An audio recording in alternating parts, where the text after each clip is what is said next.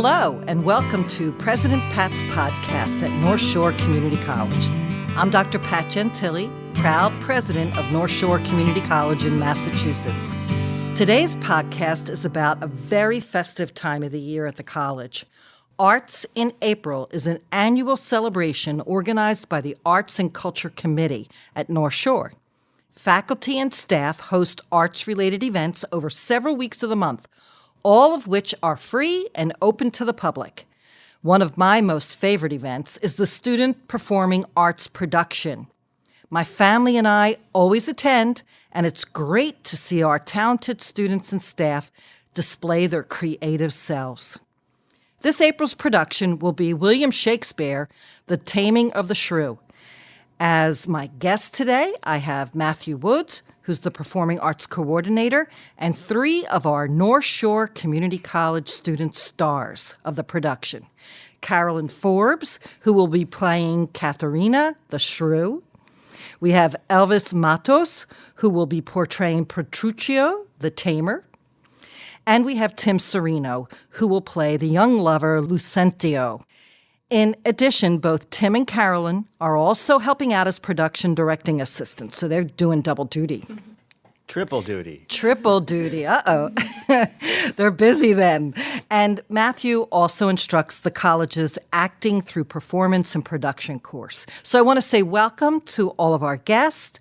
And for those listeners who may not be familiar with this play, can you, Matthew, tell us a little bit about what this Shakespeare play is all about? Certainly. And thank you, President Gentili, so much for having us today. We appreciate the support and demonstration for the performing arts that you always give to us year after year. It's exciting to be able to perform another. And this is the first Shakespeare I've done in 12 years of being here. Oh, wow. So there's pressure, a little extra pressure. I chose this when we decided to do Shakespeare as a way of tying the play into co-curricular activities in a stronger way now that performing arts is being moved to academic affairs. I had a choice between all of his plays, and I chose this one because of the subject matter. It is, on one hand, about a woman who wants to speak her mind and who feels aggravated and angry that she's not able to. And in the time period that we're talking about here, she has to have an arranged marriage, and it's all about dowry and money. And Petruchio, who comes in, and he wants a wealthy wife. They meet, and it could either be a real battle between the two of them, or they could fall in love. And this story really goes back and forth with what that's about. I thought also in the age of the Me Too movement, and in a period where gender fluidity is becoming a great issue among our students, this seemed to be an interesting choice. So I thought it would encourage dialogue and a sense of play, and it was complicated text as well, so it would give us a lot to chew on. And that seems to be what's happening, I think. Every day we're like, wait, no, that's not what that means. This is what it means. So it's a really evolving play and process with these students. Well, you know, if I was a student, I'd be a little intimidated by the fact that it's a Shakespearean play. So have you seen some challenges besides the language in, or maybe understanding the context of the play? Yes, I think I actually asked that question when we were first approached. I'm like, when I say we're going to do Shakespeare, how do you feel? There's a lot of silence, right? And then I got a smattering of different answers. Language was the big one for sure. But most of our students are coming already with some background in Shakespeare because you have to know Shakespeare in high school. So they've read it. They're familiar. Mildly. This was not a play that they were as familiar with. It is one of the more accessible, being earlier Shakespeare. It doesn't have the heavy language and metaphor that some of the later plays do. But some of the challenges really have to do with the deep reading, what I call deep reading of the text, to understand the subtext and the irony in particular. This is a text that is built on paradox on paradox on paradox on paradox. And irony is very hard to play. So I think that's what we're in now. That's the part of the process we're in now, is deepening our understanding in order to portray it as actors on the stage. Well, I'm getting really excited about what I'm going to see when this play is actually produced for all of us. let's hear from our student guest. And of course, we have to turn first and foremost to our shrew. Hello. And that's Carolyn. Carolyn, tell us a little bit about how you got into this, into drama and into acting, and what you're getting out of working on this play. Well, I did drama and acting. I did the plays and musicals at my high school. And my sister kind of introduced me to that. And it was hands down the best thing that's ever happened to me. I love it so much. I'm more into the musical side of things. Mm-hmm. I just think it's easier when you have this big boisterous band and you get to sing over a song. It's easier to act. So when I found out we were doing Shakespeare, I was not excited at all. But I'm actually really grateful that this is the show we're doing, because I think it's really challenging. And I'm having a really hard time with the character, being the shrew, and at times reading the script and just getting like depressed about what I'm saying. But I would say that looking at the script, I kind of have my own sense of the story, and I'd say to an audience member, really looking past the words. And a lot of that is on us. Right. For what we're displaying on stage. So that's kind of the kinks we're working out now, because we want it to be a conversation starter. And even though times have changed, obviously some of the challenges that this character faces are faced by women today. Do you see anything in common with her? I definitely do. I think even I related to the character. I remember telling Matt, I like the character Katharina when we were in the audition process, because I kind of saw myself in her. Once you get to know me, I'm not quiet. I'm not the most approachable person. I consider myself kind, but I always speak my mind. And I think that in today's society, I faced a lot of issues. I think women face a lot of issues with being put down just for speaking our minds. And so maybe not too much has changed over the centuries. Yeah, I don't think too much has changed. I would say drastic things have changed, but the overarching society is still trying to keep women small. So still relevant today, obviously. Still relevant to take a look at the issues and to see what happens to the characters. And talking about characters, Elvis, you portray a really very interesting character. Why don't you tell us how you got involved in drama and how you're finding this play and the character you're portraying? Well, two things for me, honestly. This entire idea of just doing drama and all this in college, it really wasn't something that was on my mind growing up. I never necessarily felt like I had a talent for it or a knack for it. I didn't even know it was something that you can put on paper and teach step by step. I thought it was just something that you had as a person, sort of like a talent. But coming back to college, I sort of came in with the perspective that you never know until you try, honestly. And my biggest approach right now for what I'm doing is taking a chance, because I come from a very up and down background, like a lot of my friends and a lot of the people within the space that I come from. So I'm using this, honestly, as a chance to show others that you don't need to confine yourself into just one label or just one area of expertise if you happen to know that area of expertise.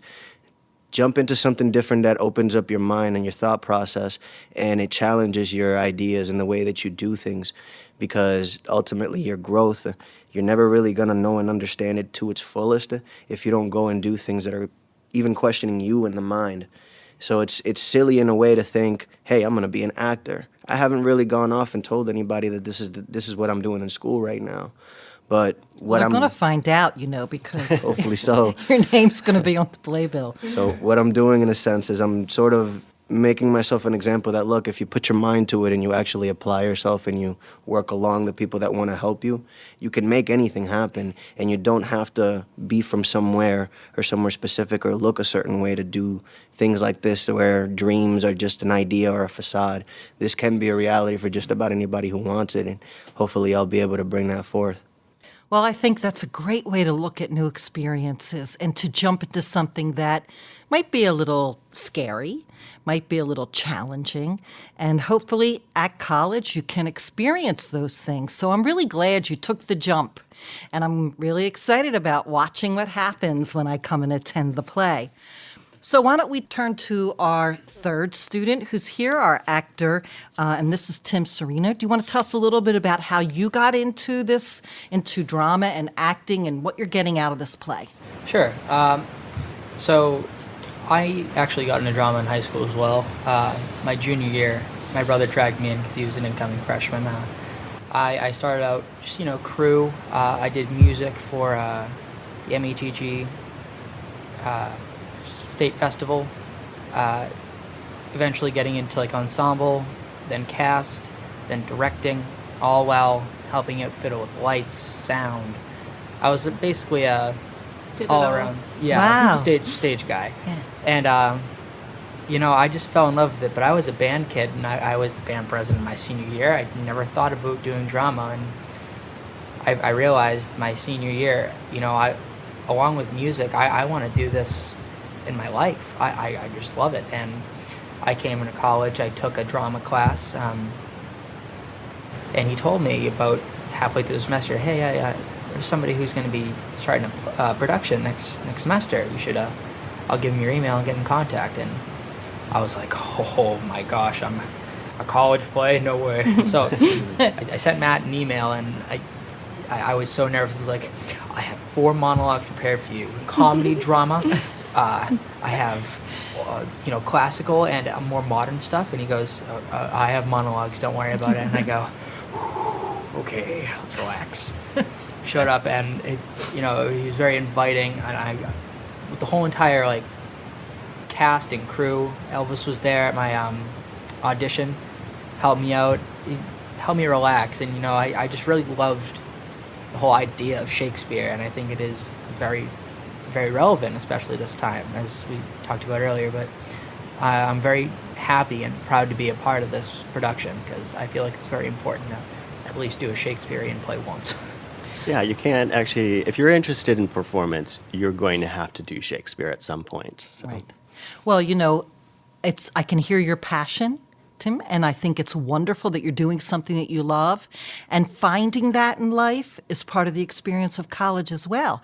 Trying out new things. You never know what you're going to love until you try it. Well, Matthew, tell us a little bit then. You mentioned it's the Me Too era. And obviously in today's world, we look at sometimes the context of situations a little differently than in the past. Explain a little bit to our audience how you adjusted the play and what you see and how your student actors are really responding to this play. One of the big conversations we've been having does have to do with the relationship between Petruchio and Kate and this idea of taming. Petruchio is setting out to tame this woman. And so already, just in the title, you've got a conflict that I would say is a modern conflict, right? And I would say just about everybody in the class, their response even to the title was, wow, this is outdated, this seems really strange. But as we started to read the text a little bit further and a little bit more deeply, the complications are, again, based on those paradoxes. So Kate is, on the one hand, angry at a system that she's also caught in, and that she's also sometimes supporting. So there's the scene we worked on today, for example, where Petruchio is ordered a tailor to design a dress for Kate so that they can go to her sister's wedding. And Kate really likes this dress. It's the height of fashion, and she's really excited about this. And Petruchio says at one point, this man means to make a puppet of you, meaning the tailor. Yes. And actually, I think Kate begins the conversation, right? Kate I say, you mean to make a puppet of me, to and then Petruchio. you say, He means to make a puppet of you, meaning the tailor. And then the tailor says, she means you, Petruchio, mean to make a puppet of her. And then he gets mad at the tailor and kicks him out. Into a whole rant and tangent. And anger. But the play is filled with those little tiny moments that really point to what's happening here. And it isn't so much, I don't believe, ultimately, that Petruchio is setting out to tame Kate, but to get her to recognize her authentic self. It is complicated still, because if you're couching it in modern terms, we got that big ending speech of Kate's where she seems to be capitulating and saying a wife's duty to her husband is to obey. But I believe it's ironic. How we play that, we haven't quite gotten there I yet, agree. right? I've been trying to work on that lately. I think I almost have it down. Yeah. But when I first read that, when we got the script, I just remember it was in class, I think, and I was just like disgusted. Like my stomach kind of hurt from reading all of that. But now looking at it differently, I kind of see it as a different way. I feel like they're playing together. They're playing this game together. And Right. Patricia is helping Kate to exist in a society where everything is just built up against her. And every time we go into a scene, we discover more. That's, I guess, the exciting thing about Shakespeare Yeah. more than a lot of other playwrights is there's so much matter in it. That's what's crazy There are about those who believe that Shakespeare invented the human, for example. That's kind of the big scholarly look at Shakespeare. But that scene, too, one of the ironies, I think, is that Kate she doesn't use me. She says They. thy. Yeah, thy, so, they. Petruchio says, Kate, tell them, these wives, what they owe to their husbands. Now, these are the women who were calling Kate a shrew and a hellcat and all of these terrible things. They're the ones telling Kate how she's supposed to behave. So when she gives it back to them in this final speech, this is what you want me to say, they have a hard time with it. That's what's going on there to me. Does that make sense, that kind of reversal? I would agree. Yeah. So... Well, you are really whetting our appetite for coming and seeing how this all winds up and how it's portrayed. I think it's exciting. Matthew, you always take a play and make it something new and different. So even though the play is Shakespeare's play, the interpretation that you provide and what the students devise is always exciting. So I'm sure there's going to be a lot of people who want to come and see what's happening at North Shore Community College's play this year. Can you tell us a little bit about the who, what, where, and when, and how we come and Absolutely. and participate? So this is going to be kicking off Arts in April, and this will be the weekend of April 5th, 6th, and 7th. There are 2 evening shows, 7 p.m. on April 5th and April 6th, and 2 matinees, a 3 p.m. on April 6th and a 3 p.m. on April 7th. We make use of the Lynn Museum, Lynn Arts space. There's the Neil Rantoul Vault Theater in Lynn Arts. It's at 25 Exchange Street, and we will be performing there. It's a black box space that the students are eager to get into. We've only been in classrooms so far. And obviously there's tickets. Yes. So tell us how we get one. I'm already excited. I'm ready to buy my 3.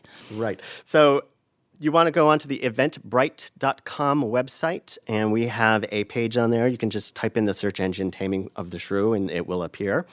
Or you can contact me at Matt Woods at northshore.edu, or you can contact Academic Affairs at extension 2160, and they can give you the link to the ticketing site. Well, it sounds like a great evening event.